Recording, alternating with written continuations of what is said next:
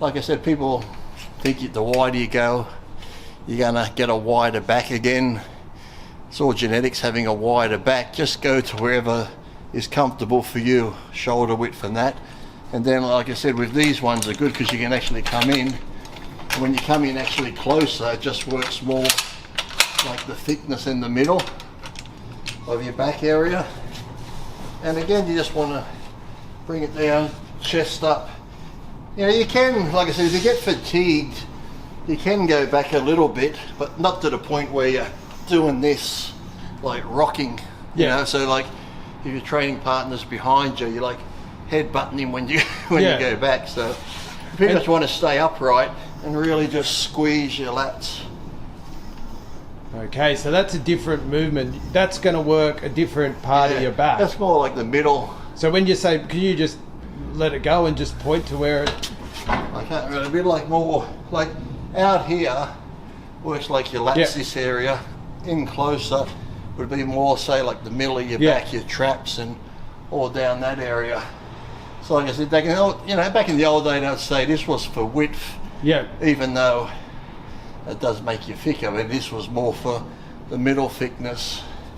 Same as if you were to do seated rows wider or closer. Yeah, we'll do that next. So, but as always, just as long as you're doing it correctly and as you pull down, just really squeeze and focus. Like I said, you could just do this with your arms, and I'm not feeling my back at all. Yeah. So like I said, it's like squeeze your lat. Once you squeeze it, it's almost like two motions: squeeze and then pull through. Yeah. And once you get into doing it, you do it automatically, where you'll just squeeze your lat. Well, I'm just going to get your elbow position, and you can do it without weight, just to show. Can you do a lat pull down with no weights, just really slowly, just so we can see how your arms track? Like that. Yeah, there you go. And that's what people should probably do. Do it without the bar, just so you're engaging. Yeah, because you'll feel your back if you do it enough. Okay, I'm just going to go from behind. Here we go. If you do it enough, you'll feel your back squeezing like that.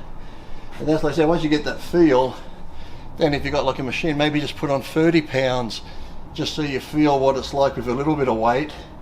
Then just try and keep that same feeling as you go heavy. If you start losing that feeling in your back, then you know it's going to be more arms than actually back.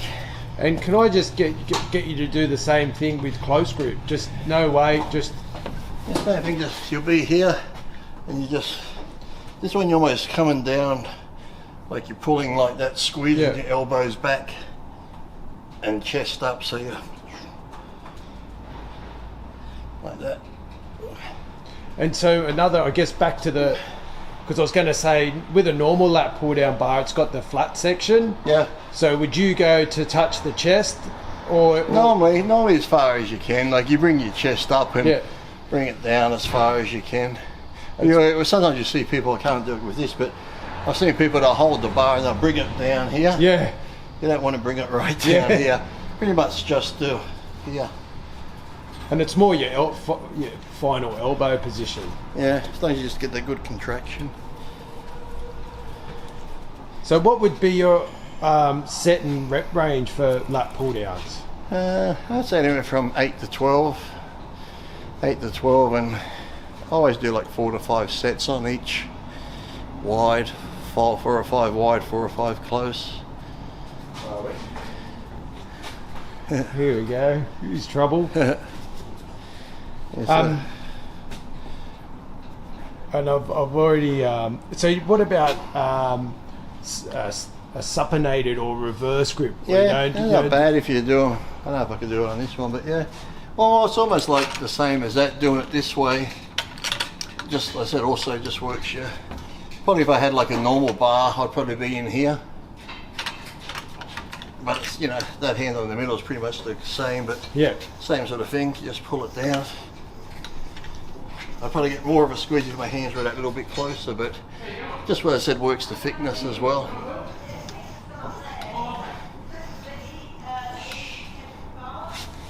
Like I said, this was like a normal, like I said, round bar. I'd probably be in a bit closer, with just like an inch in between. Same sort of thing, pulled it down, but you're just pulling it that way. And do you do that much or not really? Yeah. Yeah, I've always done it. Yep. And if you can't do all that, what about imaginary lat syndrome? Yeah, that's this. Just leave your coat hanger in your shirt and walk like this. Yeah. And which is weird because I do see a lot of people walk like that and they don't have one bit of back muscle on them, and yet, you know, back in the day, Dorian, and I saw some of the biggest backs in the world, and to see them walk, they're just like this. But then the guy weighing 120 going through the shopping centre, there you go. And I'm like, so don't walk like a fucking idiot is what I'm trying to say. You look like a retard. I don't know why whoever thought they started to look like that. I actually even saw it the other day. I was out somewhere and you can tell the guy went to the gym, like, because he had that look, didn't really have any muscle, but in his mind. Was he, how many jumpers did he have on?